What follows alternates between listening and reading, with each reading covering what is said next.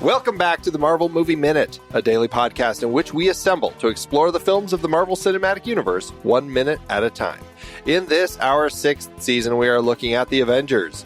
I'm Andy Nelson from the TruStory FM Entertainment Podcast Network. And I'm Pete Wright, and welcome to Screw Time with Renner. That's a little different sort of a Disney show than what he has going on right now.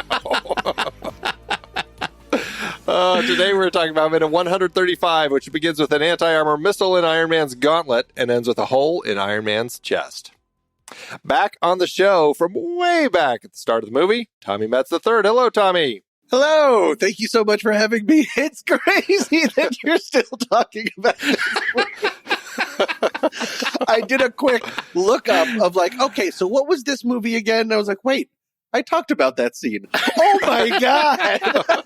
It feels like so long ago, but it's the same movie. That's really fun to sort of bookend it, because I showed up when, what's his name was throwing things around and touching things with his weird axe and stuff like that. And now it's at the end, and we get to see who made up all of those fake things. So who made up all those fake things? That's right. All right. Thank you so much for having me. It is a pleasure to be back. Oh, well, this is fun. We always love talking credits with you because it's the epitome of insanity. You're kind of the credits guy, because you're the only person who actually wants to talk about credits with us, really. 100%. Yeah. The credits are the one part that I understand fully what is going on. That's right. The names start at the bottom and then they go up toward the top. Yeah. That's pretty much what you get. Yep. Well, we are actually in the middle of our special credits, which was dubbed by the Darowski's kids, as we learned from the last episode. And so we're still in the middle of these. We're starting off, we're looking at the anti-armor missile in Tony's right gauntlet.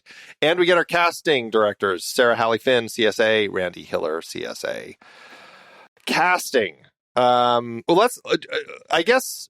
Do we want to go through the names? Do we want to go through the art? Do we want to just kind of talk all of it as we go? Let's do the art first and then the names. Okay. All right. So we're going to do the art first and then the names. We learned in yesterday's minute that the scattering of art that connects to each of our heroes seemed to be pretty random up to this point. And even casting necessarily isn't as... it could be random, but starting right after that with our actors, we get our lead actors. It's pretty tied in specifically with each of the 6 of our heroes. Once then we get to Tom Hiddleston, then it kind of goes, everything goes to pot again. Yeah. And then Samuel L. Jackson, he gets a gun. So, in the scope of, what we're calling these special credits, Tommy, I mean, do you like having some credits like this as opposed to just the scroll? I love it. And one of the things that I love the most about these is the attention to that they're all the equipment and everything is beat up, that it's post-fight because it's post-movie. So I think that's really neat. Like the blood, Pete mentioned when we were off camera, the blood on on Thor's hammer. There's just holes all over Iron Man's doodah. Even Nick Fury's holster is like a little scuffed. So I think that's really cool. Yeah, I like the blood especially because this is not a movie that shows a lot of blood. Right. And the fact that we actually see it's a bit of a grotesque seeing that close up of Thor's hammer with blood on it. Where's the brain matter then? Well, here's my concern about that, though. Whose blood is that? Because the Chitauri, the Leviathan, their blood, we never really see, but presumably because they're aliens, as we've learned in many movies, it's not red blood. So is that I didn't even think one about of that. one of our humans? Whose blood is that? Yeah. Maybe Sauce? When he it was actually he spilled some of his sauce at the shawarma palace. Shawarma sauce. Yeah. I always have this. I have this lingering kind of anxiety when he's standing in the middle of a field and calls Mjolnir to him, reaches out his hand. What does Mjolnir have to plow through? Right. Is it like turning Thor? corners, or is it just like beeline? Or is it just going through stuff? Yeah. Yeah. Straight as the hammer flies. Yeah, right. Straight as the hammer flies. Maybe it's just a casualty in the hammer call. Oh, that's awful. Ugh. Yeah, That it's sounds awful. terrible. That sounds like something from The Boys. So it's some random person in New Jersey who, Right. or maybe maybe somebody from the helicarrier when he called it when he was battling with Hulk. Maybe this is Marge, the lunch lady, the Shield lunch lady, and it's her blood that tragedy. The tragic story of Shield employee Marge, marked here in our credits. We need a short. I call for a short. Yes, come on, one shots. I did laugh during these, though, because it's all like, yep, perfect, yep, perfect, yep, perfect. Hulk is broken eyeglasses. I think that's a little like, oh, of course. All right. The entire arc of Bruce Banner's vision. Well, it looks like there's purple pants lying on the desk behind him, which again maybe speaks to him being naked. Oh, I didn't notice. Okay. Yeah, nude Hulk somewhere. Yep. And so we get Hulk on a screen. We get Hulk's hand. Tommy, do you have any insight into how they might have decided the order in which to present these comic heroes and assign the names to them as a filmmaker yourself? Wait, what is the question? I got confused. You mean the order of how to put them in the credits? Yeah, how to put how to assign the names of the people to the characters that they present. We have some ideas we've hashed about, and I'm curious what your take is. And just to clarify, I think the question largely isn't relating to our 6 main actors. It's probably to anyone else who has one of their accoutrements that isn't them, i.e. why do the casting directors connect to Iron Man's arm? Oh, I love it when movies do that. When you try to make it like whenever it's usually in opening credits. Whenever it's like music, the music supervisor, and there'll be like a little ding ding ding, or there's always. I always try to see like did they pair up a special shot with the director of photography. Things like that. Yeah, like the credits in Amelie is one that I go to that had a lot of that. I don't know a lot of those things. I don't know if that's one that you think of. I didn't notice. I mean, this seems like mostly people's names, but casting and arms, like you're arming the movie with people. What are your thoughts? Well, this was that we were speculating that it was that somebody sent around the like contractually obligated list of names in a Google Doc, and everybody got to pick which character they want to be associated with, and that is where we landed on having so much Captain America interspersed with weird belt buckle from Black Widow to like it's just sort of nonsense presentation of the actual characters, and it continues in this minute, like just a random smattering of things surrounding Iron Man stuff. And so I'm so curious how those decisions were made, like how they end up deciding where, like, did they let people pick? Did they how did they actually decide? That's like something we cannot answer. I don't know who would be able to answer it. It is like the filmmaking arcana, and it stymies me. It also is weirdly heavy on Cap, because if we start back from yesterday's, it goes Cap, Black Widow, Cap, Thor, Hawkeye, Iron Man, and then we get back to Iron Man, which is at the start of this minute. And then we have the 6 that tie into each of the characters. And then as soon as we get to Tom Hiddleston, it's Hawkeye. Then we go to the computer monitor showing Hulk, and then Thor, Nick Fury, and then back to Iron Man. Is it possible that some of the characters just don't have enough signifiers? Like Captain America has the suit and the shield, and you can do that a bunch of things. I mean, everyone else just seems to sort of be like, you can't show a cape and be like, oh, great, Thor's here.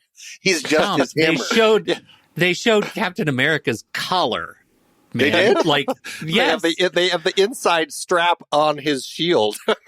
What if there was just like an eye patch on the floor? I love you're like... For Nick Fury. I love that your benefit of the doubting these people, but this is bananas, the way these things are presented. It is, okay. Anyway. It is a really strange set. But, I mean, of the ones that we have here, I mean, are there any that stand out like, oh, I really liked that detail that we're looking at here? I just really loved how not overly, but scraped up things are. Like all of these things have been put through the ringer, and I really like that. I know I'm just repeating myself, but that's what I remember the most is like paint is scraped off things. Things have been put through a battle, which is neat. I love two things. The first is the very first shot of the minute where we get the run up Iron Man's arm and see the tiny missile in his forearm. Oh yeah, that expanded view. I'm just such a sucker for these designs on Iron Man's suit in particular. I think they're really fantastic. And then jumping forward from Bloody Mjolnir, we have the lightning transition to Black Widow's bite. I think that's really cool. I like that a lot. Like that run up the lightning to her fist is very cool.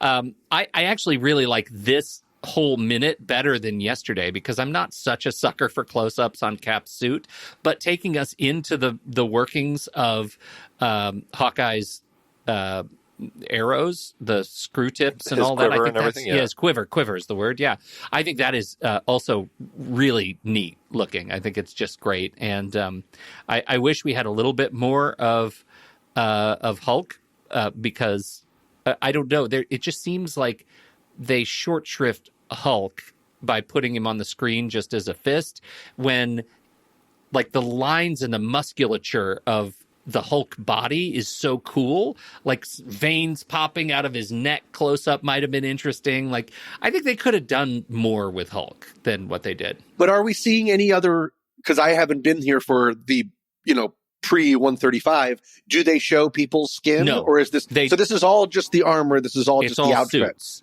except so Hulk. Maybe that's... And we do get skin on his hand. We get I mean, that's all we have. Got it. Well, which is very purposefully on a screen. Again, they're not showing us any people at all. Even when they showed us Captain America's mask yesterday, it was a mask with no face in it. It was just like sitting there.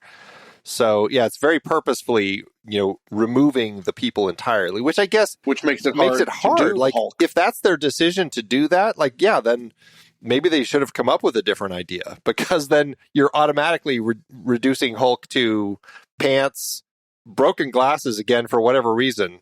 That would have been awesome, though, is just a close-up on hollow pants, like in action. Like, just take the body out. It's like there's a stretched button, like, just bursting at the seam. Like ghost pants. Yeah, ghost pants. That's what we needed. The other thing, like, from ghost pants, from Hulk, we go into the shoulder. I don't know what you even call it. Like, is it an epaulette at that point? Like, the big sphere on that holds... Thor's, yeah, I think that's Thor's. I think they just call it like the discs on his armor. Yeah, I think the detail on those discs is really cool because it actually looks like the writing, the Asgardian writing, is etched in by hand. It's so, to your point, I mean, it's so scratched up and like battle worn, but also the writing looks like it just makes it look more weirdly authentic to me. I think that's really fun. I actually do really love these minutes, as fun as they are to make fun of. Like the detail on all of these models is great. It is really fun, and it does go through each of the 6 primary actors, getting them in order: Robert Downey Jr., Chris Evans, Mark Ruffalo, Chris Hemsworth, Scarlett Johansson, Jeremy Renner. I'm sure there was some contractual order with that. Robert Downey Jr. seems to pretty much be the first throughout the MCU. I think probably as the person who, essentially kind of kicked it off with Iron Man, I think somehow he's managed to kind of get himself in there. And probably good agents. That always helps. And then Tom Hiddleston gets a screen by himself, and then we start getting a couple of our others like Clark Gregg and Kobe Smulders on a screen together. Jenny Agutter, which was interesting to me that she popped up with Jerzy Skolmowski on their own screen. And then we get the with Stellan Skarsgård and the Samuel L. Jackson. Right. And then we go into kind of the studio stuff. But wait a minute. I need a timeout education. Can you guys tell me again contractually what is the difference between with and? With is slightly less good. And is the best. And is generally where someone that is very big, star meter wise, is in a relatively small part compared to everybody else, but that person needs to be set apart. And so kind of ironically, it took me a long time when I was young to understand that, because it seems like I would think that the last person listed would be the least special. But yeah, is that correct, Andy? I didn't mean to steamroll. No, you're totally fine. I'm pretty sure that is correct. And with is just like slightly less special than and. Right. And you'll often have multiple withs, like with so-and-so, and so-and-so, yeah. Do you ever have and? Is there such a thing as and? Oh, two ands? It's possible. It's possible. I'd have to go through a lot of credits and see. Should we take a break? Should we just start doing that right now? Should we just go watch a bunch of credits?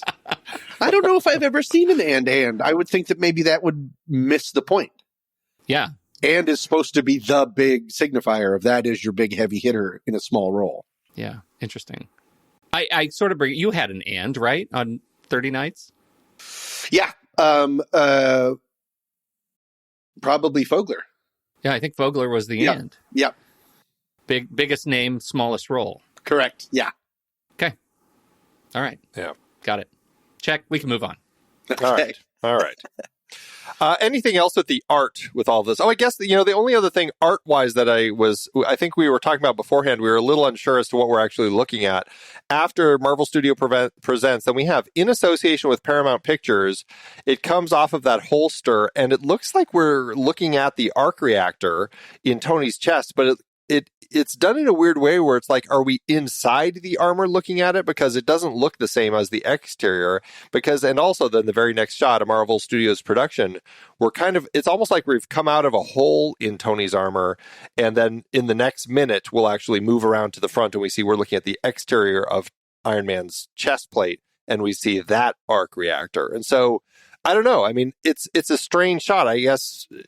I'm not exactly sure what it is meant to be. I think you're right, because right at that cut from at second 53 to 54, it just feels like a weirdly positioned pull out. Like it's a cut, but you could kind of see how it would be a pull out, where the reactor is over on the right of the hole when we come out of his chest, when we were kind of on top of it when we were in his chest. I think that makes the most sense. Yes. Where else would it be? I mean, the only other place it could be is like the bottom of his foot or his hand, right?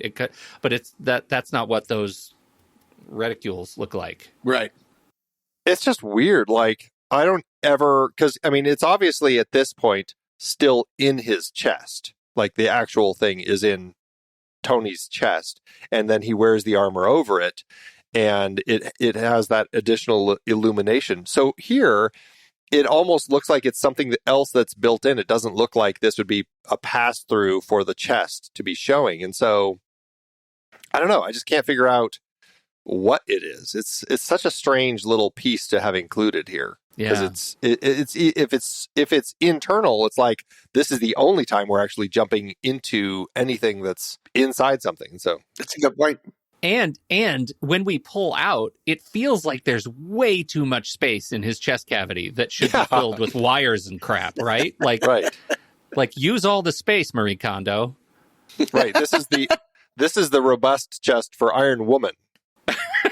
Perhaps. That's what it is. No, that's a good point. You're right. So weird. Okay. All right. Okay, we've got our names, so let's kind of talk through the people here. First, I had a little note about our two casting directors, Sarah Hallie Finn, Randy Hitler, who have been doing this for quite some time. Because of the work that they've been putting in with the Casting Society of America, that's the little CSA, I thought, it might be interesting to look at how many times they've been nominated by the Casting Society of America for various awards. And it's a lot. It is. I didn't know that they gave awards for that. Well, the casting... Because famously, they don't have an Oscar nomination, and casting people are always pissed off by that. The Oscar doesn't. The SAG Awards do. Oh, okay. Yeah. Although I don't know if the casting director accepts that. I know it's like for the best cast, but I'm not... Usually it's like the whole cast goes up on stage. It's like best ensemble or something, yeah. Yeah. I don't know if I'm not exactly sure how that works. Regardless, Sarah Hallie Finn has been nominated 24 times at the CSA Awards and has won 6 times. I can't imagine you are that familiar with any of them, but her first nomination came Best Casting for Feature Film Drama in 2002 for the film Life is a House. Oh, okay. Kevin Kline? Which she shared with Yeah, right. Kevin Kline and Hayden Christensen. Hayden Christensen. And purple hair. Shared with Randy Hiller in that particular case. And has been nominated all the way up most recently, just this past award season for Everything Everywhere All at Once, where she won the award, the Zeitgeist Award, which is one of their awards are called the Artios Awards, which Artios is ancient Greek. It means perfectly fitted because the cast perfectly fits the film. Cool. But they also have a Zeitgeist Award, which I couldn't find like kind of their explanation of it anywhere. But my assumption is based on Zeitgeist that it's a cast that fits the times. I mean, that's kind of my best guess. She won the Zeitgeist Award just this past year for Everything Everywhere All at Once, and was nominated for Black Panther: Wakanda Forever. For the Artios Award. Other wins that she's had over her career, everybody's favorite 2005 Academy Award winner, Best Feature Film Casting Drama for Crash. That's just because everybody was in it. Yeah, right. Everybody was in it, exactly. The Can't Lose movie. 2018, she won for Outstanding Achievement in Casting for a Studio or Independent Feature Drama, 3 Billboards Outside Ebbing, Missouri. She won the Zeitgeist Award again in 2019 for Black Panther. She won the Outstanding Achievement in Casting for an animation feature for the live action / animated. It's not even live action, but The Lion King. I don't know what you call that silly thing. She won the Zeitgeist Award in 2022 for Spider-Man No Way Home. And then, as I already said, Everything Everywhere All at Once. So very strong lineup of her films. As for Randy Hiller, not quite as many. She's had 18 nominations with 3 wins. One of those she shared in, as I said, the nomination she shared with Sarah in Life as a House. But she's been working, her first nomination was back in 1999, Best Casting for a Feature Film Independent. Anyone remember this movie? Clay Pigeons. Wait, I know that movie. No. Is that an Owen? One of the brothers is in there. Oh, wait, no, Clay Pigeons. I saw that. What is it? Yeah. Joaquin Phoenix. Just screaming. Yeah. Joaquin Phoenix, Vince Vaughn, Janine Garofalo. After hearing that his wife sleeps with Clay, Earl kills himself, making it look like Clay shot him. The widow doesn't like it when Clay starts seeing another woman instead. Bodies start piling up. I haven't seen that movie. That sounds like something I'd be really into. Yeah. I know I saw that in theaters, but I would not have remembered that that's what it was about. Yeah. The whole vibe of that description reminds me of The Last Supper, which I loved so much. I love The Last Supper. That's the kind of caliber movie that we're watching. So, yeah, that was, nominated right there. The next award, or the first award she won for was 2002, Best Casting for a Feature Film Independent for In the Bedroom. Fantastic film. Oh. Then she won the Shared Award in 2005 for Crash with Sarah Hallie Finn.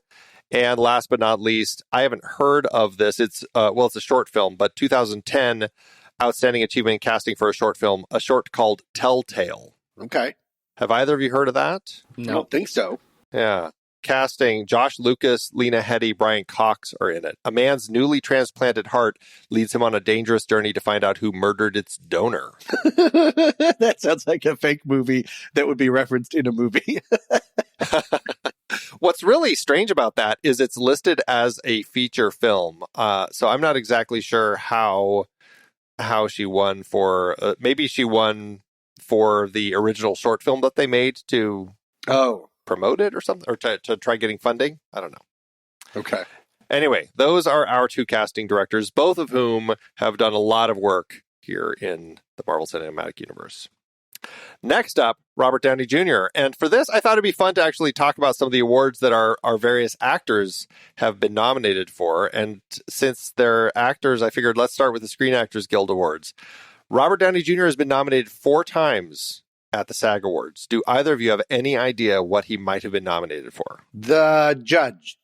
The cellist. Cello guy. The strange picks for both of you. The cellist judge. Only you. Okay, I will tell you, 2 of them were from a TV show. What? Does that help at all? TV show? Robert Downey Jr. TV show. Saturday Night Live? It's a TV show. I would know. It's a TV show that you not only know, but that I know you watched. Less Than Zero, the series? Is it? Are you telling me that he won an award for that legal show he was in that I liked? Are you having a hard time remembering? Yeah, He was in a legal show? I didn't take my ginkgo biloba this morning. What do you want from me? I don't know. Rizzoli and Isles? Dancing Baby. Ally McBeal. Ally He was in McBeal. Ally McBeal? Yeah. He was in Ally McBeal. Like as a series regular? Yeah. For a while. You're kidding me. He was in like 30 episodes, 20, 30 episodes, something like that. Wow. Yeah, I know. In 2001, he was nominated as part of the ensemble. Again, here we go back to the ensemble. Outstanding performance by an ensemble in a comedy series. And he won Outstanding performance by a male actor in a comedy series that same year. I don't know why that particular year. So I just don't remember that because he wasn't mega superstar Robert Downey Jr. yet. This was kind of before that point. Wow. Where he kind of had that show. This actually was kind of at that point when he was kind of flailing to get work, and so was doing whatever. Okay, because people wouldn't bond him, right? He couldn't get insurance. Right. Okay. Wow. I think TV was easier. Hard to remember. I mean, you're literally reminding me, but it's hard to remember when he wasn't just the biggest star on the planet. Yeah. Wow. Well, did you hear that thing recently about what he just said about the two movies that are the most influential that he's made or something like that? No. He said the Judge and the Cellist? The Judge and the Cellist. Was it Clay Pigeons?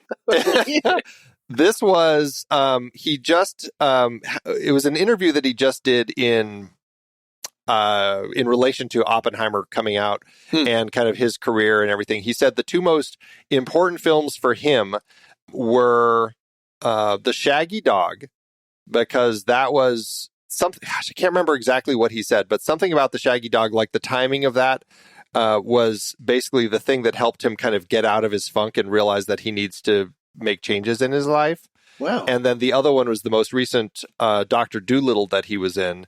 And because he said that was the hardest film. It was such a mess. And he said his wife, who is, I think, one of the producers on it, like spent a ridiculous amount of time just trying to pull all the things together to try making something that had some semblance of something you'd actually want to release. He said it was so hard to make, but he gave her so much credit for being able to do anything with that mess of a movie. That's fascinating. Those are his two. Has he seen his movies? I'm not saying that he thinks they're great movies. I'm just saying for him. I see, but they're the most transformative or the most. Yeah, pivotal. Exactly. So. Okay, so what was the other TV show? It was 2 nominations for one TV show. Oh, okay, I missed that. Yeah. All right. The other two nominations, one was a 2006 film. It was The Cast, and he was a supporting player in it. It was Good Night and Good Luck. He was in that one. Sure. And that was Outstanding Performance by Cast in Motion Picture. Last but not least, this was after Iron Man. It was the 2008 film, same year, Tropic Thunder, Outstanding Performance by Male Actor in a Supporting Role. But those are both just nominations. He's only won the one, and that was for that season of Ally McBeal. Got it. Do you either of you? What are your favorite Robert Downey Jr. performances? Ooh, tough. His later performances, I'm a fan, and so even when the movie doesn't totally lock for me, I still find myself. He's so charismatic. Like I still am really connected. I loved Sherlock Holmes. I really think his portrayal of Sherlock Holmes is so much fun and so different that I'm just a big fan of that. But I want to come back to Only You, and do you know why? Anybody because know that why? movie was great. Gosh, I forgot about that movie. Only You. But can you? That's the name. Yeah, of it? there's another reason. So good. There's another reason. But I don't know why. Do you happen to remember what his? The answer is no. Clearly, do you remember what his character's name was? Is it Peter Wright? It's Peter Wright. Are you kidding? I am not kidding. I always go back to Nicolas Cage in Peter Wright. Moonstruck. Right, Peter Wright. Right, Peter Wright. Yeah. I totally borked my own line. You did. But Only You, he's actually named that's Peter so Wright. funny. I have one more that is a guiltiest of guilty pleasures, but I'm going to say it out loud anyway. Oh, no. Air America. Okay. Never seen it. Is that Mel Gibson? I've never seen it either. You've I've never seen it. I never No. watched it either. Yeah. Don't. But I loved that movie. When it came out, it was all I could do. I was like, I am going to be like a smuggled goods pilot. That's what I'm going to do. I'm going to smuggle crap in and out of jungles because those guys are amazing. Little Pete just staring up at the screen, popcorn going uneaten. Skittles melting in his hands. I meant to say M&M's. He's just full of so many good movies, though. My two, and I think it's a tie between them, is Zodiac and Kiss Kiss Bang Bang. Oh, those are both so good.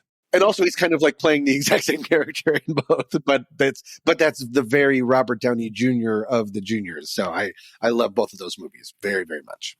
Chaplin too. I thought Chaplin was great. That was a wonderful film. I'm going to throw three out that early in his career that always just kind of stand out as ones that I really enjoyed. I'd love to revisit them, but I just enjoyed so much. Chances Are, that was the one where he's the reincarnated husband, I believe, of Sybil Shepherd. Okay.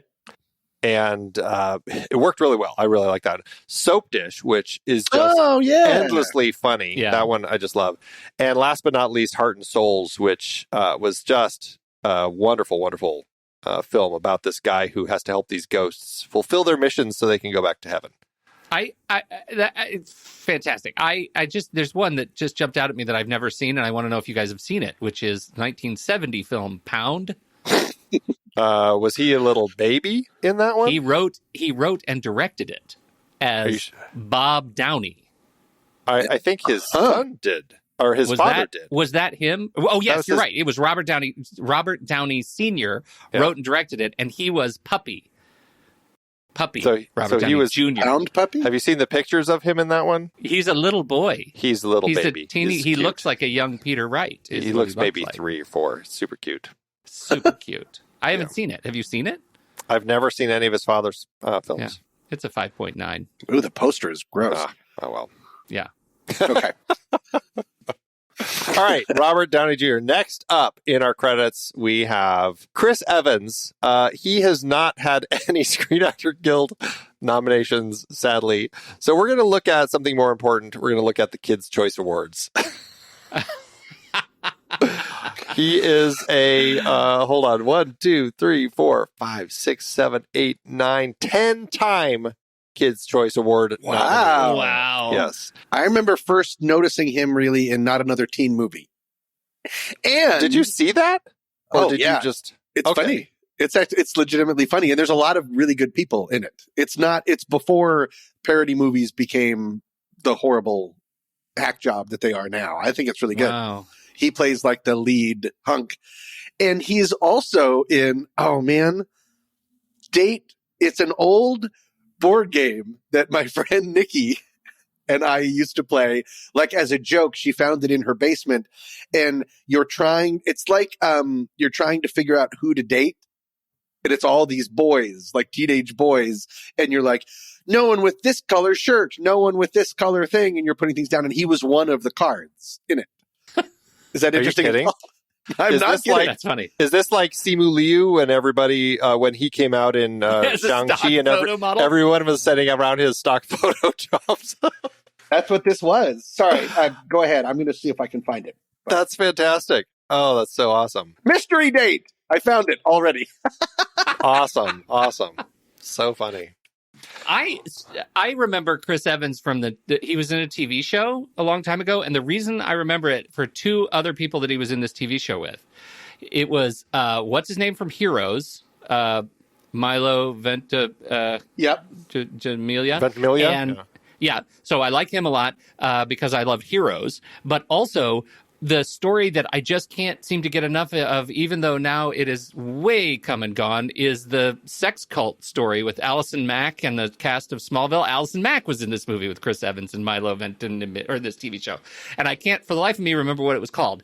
But those are the only 3 people I remember, and I honestly couldn't tell you what the show is about. And I think it was probably canceled. It was 1995 or something. So from now on, this whole podcast should just be us kind of sort of remembering remembering stuff. But that is oh, there he is, Tyler from Mystery He was Tyler Date. And he was a surfboarder. Yeah, he was. Was it opposite sex, Pete? Andy, you found it. You found it, you miscreant. You hunted it down. That's what it was. From the annals. Yeah. They were in it, right? I'm not totally making that up? Yeah, Milo Ventimiglia and Allison Mack, you were correct on all counts, yeah. Okay. Except for the title or the subject matter. Right, but that's what it is. Which do you like better, Pete? Air smuggling or sex cults? If you had to choose.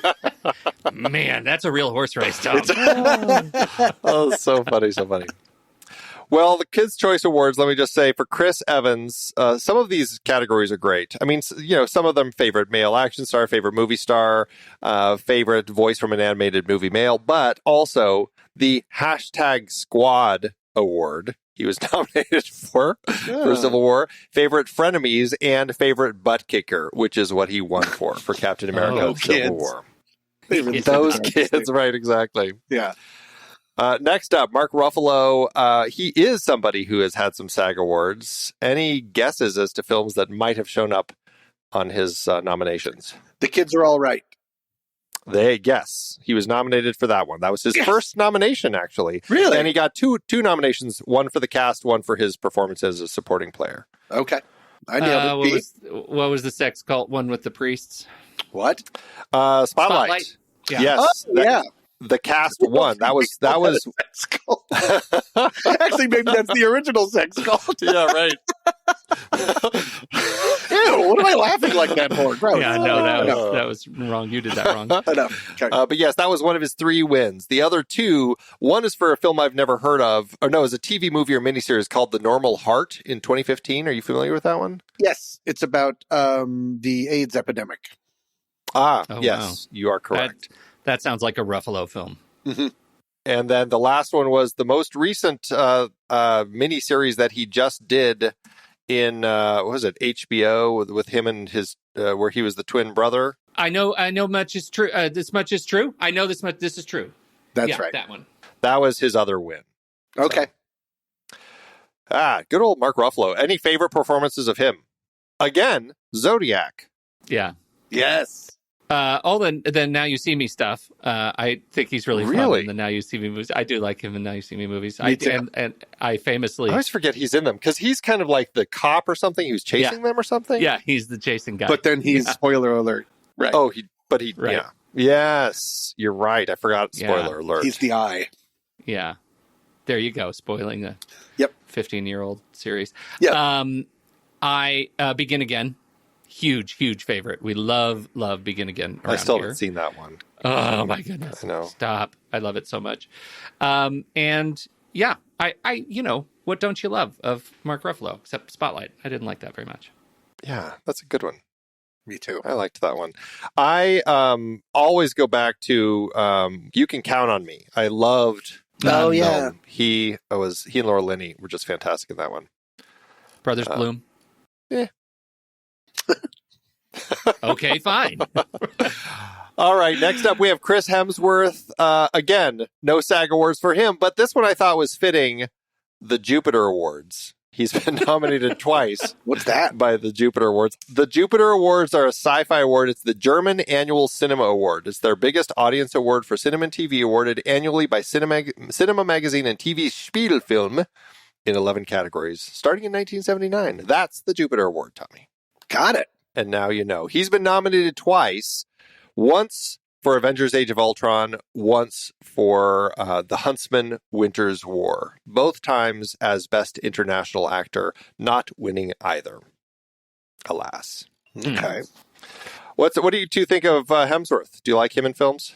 Any favorites? I am on record of getting all of the Hemsworths confused. And not like in a cutesy way, but like I don't know who's in Black Hat.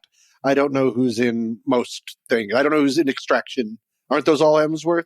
They're all Chris. So far, all Chris's. You've picked the same one, yeah. Oh, okay. There are more Hemsworths, right? Yeah. There's the one that's in that was in Robot City. What was that called? Robot Town on HBO?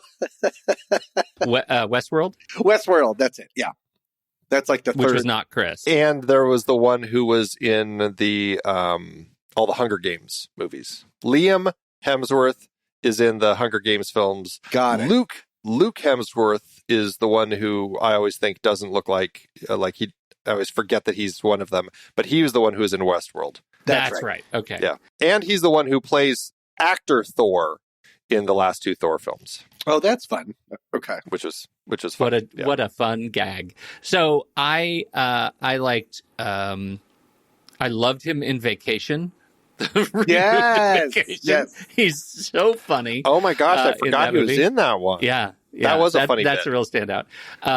I think the Cabin in the Woods, I thought he was great understood the assignment of Cabin in the Woods. Good pull. And I mean, we just watched that Limitless series on National Geographic that was good. I have seen both of the Extraction movies. The second one is better than the first. That's what I've heard. And it has this 24-minute oneer that's really great, really well put together. And so that was fun.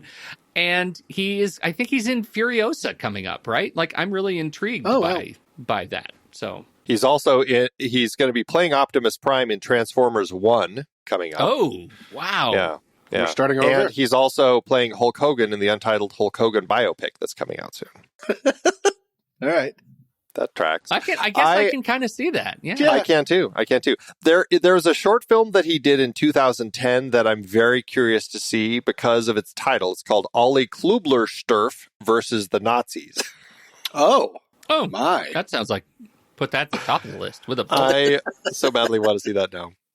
All right, let's keep cranking through these. Next up, Scarlett Johansson has had 3 SAG nominations. Any idea as to what hers would be? Marriage Story. Marriage Story, yes. Outstanding performance by a female actor in a leading role. Nominee. Didn't win.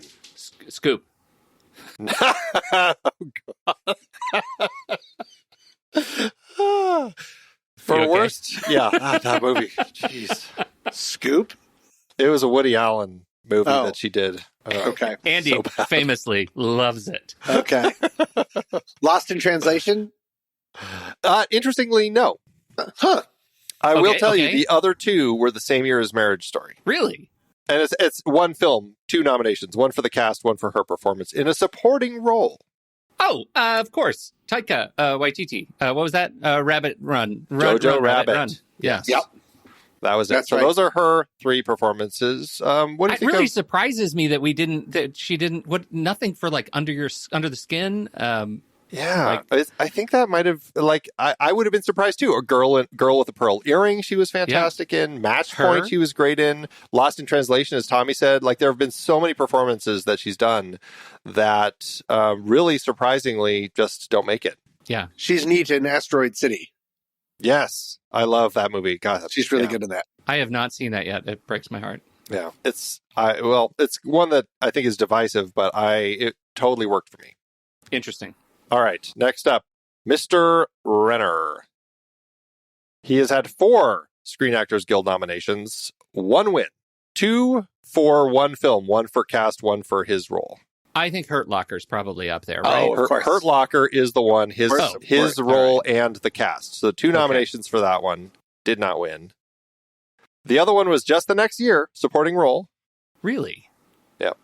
The only thing I can think of right now are Avengers movies and Tag, which I want to win. Tag, yep. Born Identity movies, and he's in Mission Impossibles. Yep. If I say it was directed by Ben Affleck, does that help? Ooh! The Town? The Town. Outstanding performance by a male actor in a supporting role nominee. Absolutely. Fantastic performance in that. Last but not least is his win, and this is for the cast. Outstanding performance by a cast in a motion picture. 2013 film American Hustle. Oh, he was in that? I don't remember that. Yeah. Okay. He ended up kind of one of the actors that ended up kind of corralled with, or what? Maybe not. Was that his only time showing up in one of David O. Russell's films? I can't remember now. That seems like a Renner thing, like join a group or franchise and then slowly get moved out of it. It's like the saddest legacy. That is kind of sad when you put it like that. Anyway, favorite Jeremy Renner performances? Tag. That's interesting. No, I would say The Town. I would say The Town for realsies. Did either of you, are you fans of Wind River? I really liked that one too. I don't remember it, but I remember liking it when it came out. It's not as long ago. When did it come out? Like 2017? 17. Yeah. And that was what introduced us to what's her name, right? I don't know if it introduced us. I thought that was like her first thing. What am I trying to say? I think Marcy May Marlene might have been closer to like the beginning of her. Elizabeth Olsen. Yeah. But I mean, he's been in tons of stuff. Like he was in Arrival. He was fantastic in that. Oh, I loved him. I loved him in that. Yeah, for sure. He's one of those actors who I think just pops up in stuff that I genuinely enjoy seeing him in. So that's a really good point. Like he's one of those actors. I find him hugely charismatic. Like I think about the things that I watch him in. I like all of them, and I totally trust the movie when I see his name in it. Like that feels like high praise that I can offer. Like I trust the choices he makes. Yeah, I think that's fair. That definitely feels like the sort of person who just picks good things. All right. From here, those are our 6, and now we're just kind of getting into the rest of them. Tom Hiddleston, of course, has been in a lot of great stuff. Do either of you have any favorite Tom Hiddleston performances? Loki, of course, the show, I am a big fan of. I think his, like, it feels like Marvel has totally taken over his stuff. And I never watched The Night Manager. That was him, right? Did you see that one? Well, that's what I was about to say. That the one thing that's not Marvel that I watched recently and really enjoyed, I mean, I'm a big fan of kind of John le Carré stories, and I checked that one out with him and Hugh Laurie. Really interesting story about this hotel manager who gets kind of sucked into this arm dealer's doings. Cool. Really interesting. Definitely worth checking out. Warhorse. Oh, yeah. That was his big year that year because he did War like that. That was also the same year he did the Woody Allen movie. Midnight in Paris. Which I really liked. I remember the one that I haven't talked about it on the show, but I do think we should. Only Lovers Left Alive. Oh, yeah. I haven't seen that one. I heard it was good, though. Yeah. The other thing that it was brought up on... I might have going all the way back to our season talking about Thor, but he played Henry V in The Hollow Crown, that TV series, and is supposed to be really good in that too. Oh, you guys, the Hank Williams one. I heard that was terrible. It is terrible, but his performance as Hank Williams, like his accent and like all of the way he does, he just sort of embodies Hank Williams. Like it's one of those movies that is drastically worse than the sum of its parts. Right? Wow. You're really selling it. He's amazing. Like it's one of those that you kind of watch because this guy should not be able to do that. Yeah. He shouldn't be able to sound like, if you're a Hank Williams fan. Did either of you see High Rise? That was supposed to be a good one. Oh. No, that's been in my Netflix queue for 900 years. Yeah, that's one of Ben Wheatley's movies. Yep. Yeah. All right. Well, the next screen we jump to Clark Gregg, Kobe Smulders sharing a screen. I think in light of everything that they've done for kind of the supporting roles, I mean, Clark Gregg, geez, just with everything that he had going on with Agents of S.H.I.E.L.D. for as many years as he did. And I mean, Kobe Smulders, she's probably less known for this franchise, more for How I Met Your Mother, maybe. Mm-hmm. I don't know. Is that fair to say? Oh, yeah. Very much so. Yeah. Yeah. Yeah, and I think that was a hard thing for her to make that transition because people knew her as like this, as the, romantic lead in this sitcom. And to make that transition to military action hero that was a hard thing to overcome, and it took a little bit to adjust. Yeah. Mm-hmm. Our next screen goes to Jenny Agutter and Jerzy Skolimowski, which it's interesting of all of the names kind of in that upper echelon of names that these are two that ended up getting into the special credits, considering how small their roles are. Who Jenny are they? Agutter, she's a fairly well-known actress who's been acting since she was a kid, but she is one of the faces on the screen as one of our World Security Council members. Oh. Yeah. Huh. So it's been, she was in An American Werewolf in London. She was in Walkabout. So she's been working for a long time. Yeah. And Jerzy Skolimowski, he is the Russian who has Black Widow tied up at the beginning and is torturing her before you find out, she actually is in charge. Right. But he was just nominated for an Oscar and tons of awards for the film that he just directed, EO, which was about that donkey where it follows the donkey around. And so, it's just interesting that, that's kind of the more prominent role for his career. But certainly a lot of people recognize him here. That it is really interesting. Like it makes me want to go look at more of the films he's written and directed, because like he just seems like such an interesting. I just love when you get these older guys who do so much all in a row. Like what got them cast here? Fascinating. Yeah, right. So interesting. And then we get our last two, Stellan Skarsgård, who, he's just one of these actors who's just been around and is just so recognizable. He has had one SAG Award nomination for Good Will Hunting, and that was, again, for the entire cast. And then Samuel L. Jackson, who has had one SAG Award nomination, Outstanding Performance for a Supporting Role in Pulp Fiction. These two, they're kind of, at this point, they just feel kind of like cinema regulars. They're just in kind of everything, both of them. Can you name all the Skarsgårds? Oh, God. Because he's the dad, right? And then you have Alexander and Bill. Is there another one? I think there's more. Gustav. Walter. I didn't even know there was a... Are they actors? Are they people we would have married into? Well, Gustav is in Vikings, the show, for many years. Walter was in Lords of Chaos in 2018. There is a Megan Everett Skarsgård, who is a screenwriter and married into the Skarsgård dynasty, and a Sam Skarsgård, who I don't know if it probably is a Skarsgård, because I think they just collect Skarsgårds, even if not related by blood.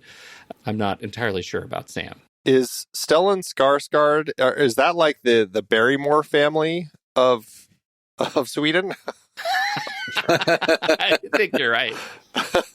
I think you're exactly right. Yeah. Like, wow, that is a well spread out family in the industry. The thing about the Skarsgårds is, like, there isn't one of them that's bad at what they do. Like, everything I see them in, it's just extraordinary. And even, like, they just look good. They're Barbarian. Yeah. Oh my God, Barbarian for sure. Wow. Yeah. Well, that is pretty much bringing us to the end of this minute. It's been a lengthy conversation about this group, but that was 135. Promise that the rest of these will not go as long. So anyway, let's wrap it up today. We have another guest coming in to join us on Monday for 136, but Tommy will be back with us for minute 137. So Tommy, looking forward to chatting with you then. Yes, can't wait. And Pete, thanks as always. Come back tomorrow when we introduce the title card for Tig Notaro. Until next time, true believers.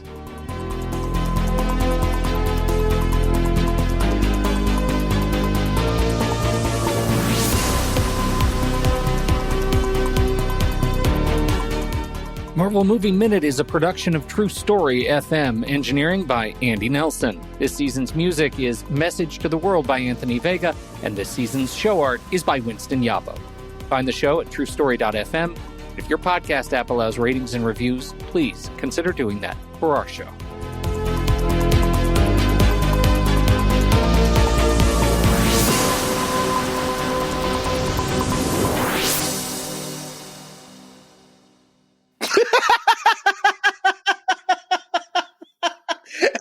As we all visibly go insane.